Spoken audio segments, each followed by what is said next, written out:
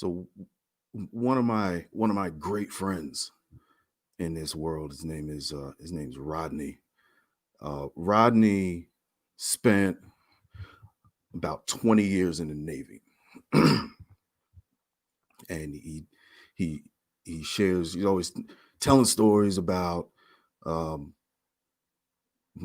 life in the Navy, life in the military, but how it translates into civilian life, business life, and there really is a huge overlap. There's a huge overlap. One of the things I take from his stories, from someone who's never been in the military, so I'm not a military guy, never been in the military. Um, it's interesting how, from a leadership standpoint, the there's an alignment, and I'm not sure where I got that from, but there's an alignment with the military mindset as he describes it, and my idea of leadership. So I want to share this story. He tells this story. So he rose through the ranks, and he ended up being over 200 some odd people, responsible. Don't want to get into details of it, but responsible is classified. Responsible for um, transporting tanks to places, and the logistics of that. So from start to finish, his role was to control that process, oversee, monitor that process. So that was he was placed in a position of leadership. And so I'll get into this particular specific story. So something had happened, and um, something didn't go right. And as he tells it, based on my recollection, I've had a lot of concussions, so maybe it's a little fuzzy, but based on my recollection, it went something like this. So he's in the office of the commander, so someone above him, right? He's in the office of the commander, and the commander says something like, "Well, we need to make sure I need to find out why this tank didn't get to this place, or why in the supply room there isn't this stuff." Okay, that's actually what it was. All right, it was a supply issue. So, did you order the supplies for the tanks to make sure that we can have what we need? Yes, sir, I ordered them. Okay, well, where are they? They're not here. Now, for and this is where it clicked for me. This is where I knew I was kind of on the right track from a mindset standpoint. The commander's response was something like, "Well, where are they?"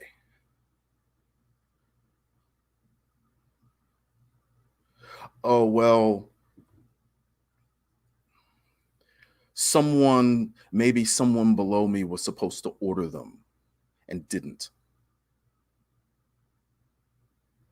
Commander's response: "So, where are they?" Well, uh, ultimately, as the leader of that group, Rodney was 100% responsible for that thing not being where it was supposed to be. Now, stay with me, because this is gonna turn into something. 100% responsible for the results his team got, right? Now, watch this. When Rodney and I were discussing that story, Rodney did what he was supposed to do. But from an accountability standpoint, at the end of the day, there's one person responsible for the results of that team, and that was Rodney. That's the leader. That's the leader of the team. So I don't care if it's commander, if it's captain, if it's president, CEO, executive director, I don't care what it's called, but at the end of the day, there's one person responsible, because often we'll be the first one standing in line waiting to get our backs patted when things go well. All right, so I don't want to drift too far away from that. So Rodney's message to me was, and he carries this with him now in the business he's in. And from as leaders, as a leader, his job was to motivate and empower the people on his team. If they weren't motivated and empowered and to do a job, that's on him. That's a reflection of his leadership or lack thereof. Listen to that again. That's a reflection of his leadership or lack thereof. So as I'm hearing these stories from him, this one in particular, I'm thinking to myself, wow. So I have been thinking that way for much of my life. Now, my dad was military, but he didn't really impart that on me, I don't think. And maybe I took that in that way. I have family members in the military, former military. So now I'm thinking, all right, so this is good because I feel like I'm on the right track. Leadership positions that I've been in, leadership positions I'm in. One of the things I try to teach my kids, it's not about fault. It's about responsibility. It's not about fault. It's about responsibility. And I think that's the message that I got from Rodney. So yes, indeed, it's not about fault, because in that example, it wasn't his fault. So his job was not to order those supplies and put them in the stock room and make sure all the tanks had all the lube and oil and whatever tanks need to keep going, right? But as the leader of the team that was responsible for that, ultimately the buck stopped with him. So I say all of that to say to share this. So this is the rant part. So that's the front of the story. The rant part is I have experienced on two separate occasions recently, two unrelated occasions where, and it just absolutely, it is. It's sad. It's disgraceful to me how you can be. It's almost like we want to have the title of leader. We want to have the title of whatever happens to be, right? I don't know, CEO, executive, president, managing partner, and we want all of the plaudits that come from that. We want all the accolades. We want to be seen as someone who is powerful, who has clout, and who has, but when it comes to taking daggone responsibility, when things go south, oh my God, it's pathetic. It is pathetic. Oh well, the I can't control the what my people do, and I oh well, I did my no, no. No, as leaders of companies, as leaders of organizations, as leaders of families, as leaders of, at the end of the day, the buck's got to stop somewhere. The buck has to stop somewhere. And sometimes, if there's no one above you to hold you accountable, you have to hold yourself accountable. So I tell people this. I say that I am never going to hold anybody to doing something that I'm not willing to do myself 1% better than you. So if I'm holding you to do 50 push-ups, I'll do 50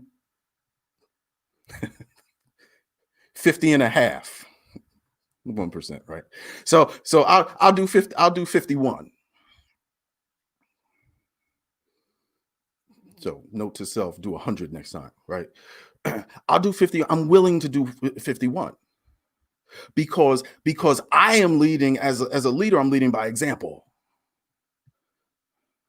But if you don't do 50, that is my responsibility as a leader. And that, so leaders, many leaders just want to be followed, but they don't really want to lead. They don't really want to lead. They just want to be deified. They want to be on that pedestal so they can stand up and say, yes, I'm a leader and people are following me. But you might turn around, and if ain't nobody following you, you're not a leader. You're not a leader. So just staying on course here. It just amazes me how people can accept that. Accept that. So looking at the results of your team, looking at the results, and you just want to, oh well, that's not my fault. That's not my fault. Hey, I did my part. You ain't do your part if you're a leader, unless you're not a leader. So now it begs the question: were you ever a leader? So if I'm willing, I'll just wash my hands with this, and it didn't work out. It didn't work out. Cool. But that's not leadership. I've leadership positions on sports teams. I think I use sports analogies a lot, and I've been captains on sports teams. I've been a coach. I've been um, as a goalkeeper, especially, taking responsibility for the team. I always knew as a goalkeeper that you make the big save, you're the goat. You make the big mistake, you're the goat, different goat, right? And you accept that. So maybe that's where it came from. I always accepted that. If my team lost, I'm pointing three fingers back at myself, thinking, okay, what could I have done differently? If my team doesn't hit the goals that they're supposed to hit, one, two, three, what could I have done differently? If this were all my fault, why would it be? Why would it be? And that's just I the rant the foundation of this rant was just based on what the I just didn't see that this week. and, and it was just a shame. It was a shame. It's a shame how people just don't take responsibility for the roles they're in. So take that for what it is, chew on it, spit it out, whatever you want to do. Really don't care. But hopefully you can get, there's something in there for somebody. At the end of the day, as leaders, maybe the positive takeaway from this, as leaders, I'll leave you with this. This is something that works for me. If it were all my fault, why would it be? So I use that statement. If it were all my fault, why would it be? And what that helps me to do is that helps me to see, because we get stuck on fault, we get stuck on blame. Fault and blame have nothing to do with responsibility. Okay, if it were all my fault, why would it be? I could have communicated that better. Not, oh, I shouldn't have given that person the responsibility to do something that, no, me. So when leaders are checking themselves, and when leaders are um, self-assessing, that's what leaders do. I could have communicated that better. We do it in business, we do it in family, we do it in marriage, we do it in lots of different areas of our lives. But use that. If this were all my fault, so if you're not getting the results you want, if this were all my fault, why would it be? Didn't communicate that well. I could have been clearer. I could have been clearer. That created the misunderstanding. Yeah, I could have. I could. I skirted my responsibility. I tried to delegate something to someone that I should have done myself. I didn't close the loop on something that should have been closed, and then move on. So everything is a lesson. Everything you learn from. And so there's your positive takeaway. Vibrate positively when you're out there today, and be a leader. Be a leader, and lead yourself like you would lead others, and demand, raise the bar. You have to be willing. We have to be willing to do um, what we're requiring others to do. We have to hold ourselves to a we cannot hold others to a standard that we're not willing to hold ourselves to. And if you're dancing around a responsibility, if you're dancing around being held accountable, then you probably shouldn't be leading anything. So hey, have a marvelous day. Hopefully somebody takes something from that. Leave it in the comments. This is being ranted on, all things David Wilson, Fund You. This is everywhere, Periscope. So leave comments. I'm interested to know what you think, and we go from there. Have a marvelous day. I will have a marvelous day, and that's it. Another savage rant by David Wilson. Love each other. Peace.